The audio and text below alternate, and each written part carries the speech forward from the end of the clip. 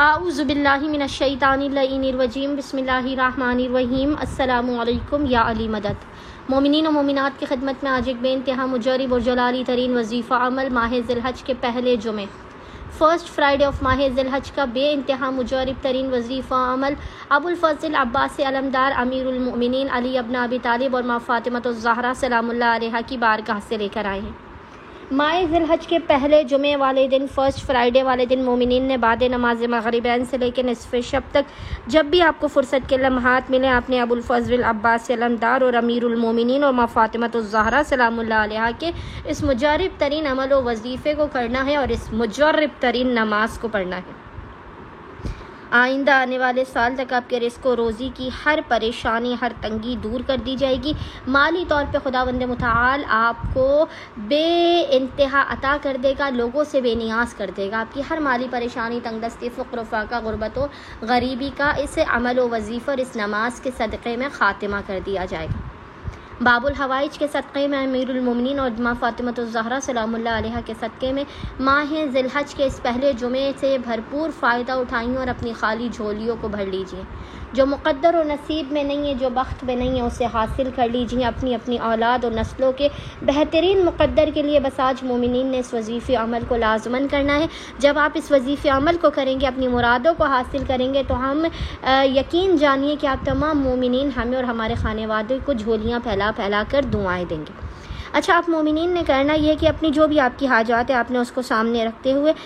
ویسے تو مومنین نے آج خصوصی طور پہ ماہ ذی الحج کے پہلے جمعے والے دن اس وظیفے عمل کو کرنا ہے، لیکن اگر آج کوئی اس وظیفے عمل کو نہ کر سکے، دنیا میں زندگی میں جب بھی پریشان حال ہو، آپ اس نماز کو پڑھیں اور اس وظیفے عمل کو کیجیے اور خداوند متعال کو ابو الفضل عباس امیر المومنین اور جناب سیدہ کے حق کا واسطہ دے کر دعا کیجیے۔ انشاءاللہ تعالی آپ کے بڑے سے بڑا مسئلہ حل ہوگا اور بڑی سے بڑی حاجت قبول و مقبول ہوگی۔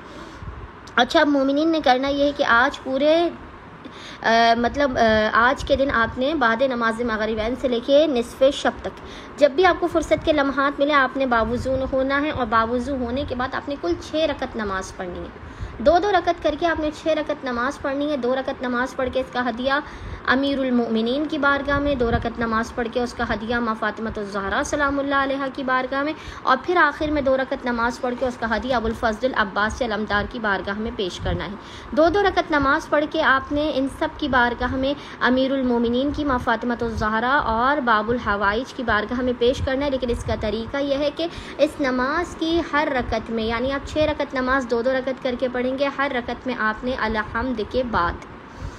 15 مرتبہ سورہ اخلاص قل هو اللہ احد کی تلاوت کرنی ہے۔ اچھا، جب یہ 6 کی 6 رکعت نماز مکمل ہو جائے امیر المؤمنین کی ماں فاطمۃ الزہرا سلام اللہ علیہا اور ابو الفضل عباس علمدار کی یہ 6 رکعت نماز جب آپ مکمل کر لیں، پھر آپ نے مصلی ہی پر بیٹھ کے خداوند متعال کی بارگاہ میں اپنے گناہوں کا اعتراف کرتے ہوئے اشک ندامت کو بہاتے ہوئے محمد اور آل محمد پر اول و آخر 11 مرتبہ 11 ٹائمز درود بھیجنے کے درمیان میں